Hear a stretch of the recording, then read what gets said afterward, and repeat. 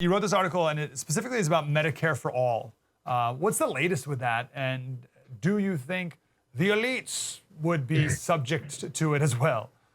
Well, a comprehensive Medicare thing doesn't seem to be in the works, but there's a great piece yesterday describing the way in which the so-called infrastructure package is really sort of smuggling in the Green New Deal agenda.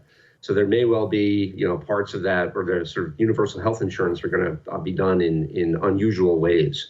But the point I tried to make was that the elites, the ruling classes, are certainly not going to subject themselves to the kind of socialized medicine that they impose on the rest of us. What's the history of that in our country?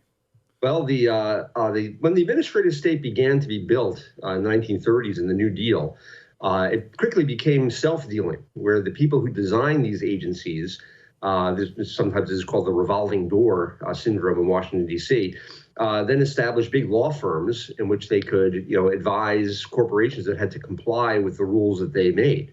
So there's a great deal of self-dealing in all this. This system became very profitable for the insiders, the super lawyers, as they came to be called.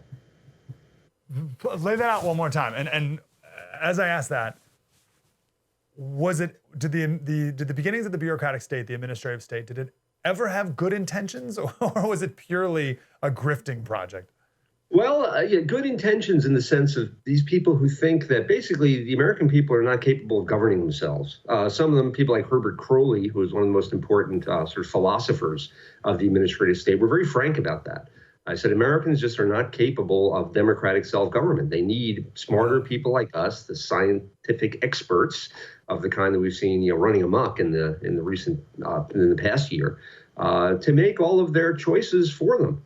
Alexis de Tocqueville in Democracy in America 100 years earlier than this sort of envisioned this, where he said that there was a tendency in democratic societies, a desire for equality especially, that would drive Americans to adopt a state we call the nanny state today. The state that sort of governs you for your own good, and tries to stop all our habits like smoking. That was the big ones, and a whole bunch of others. Wow, that was deep and insightful.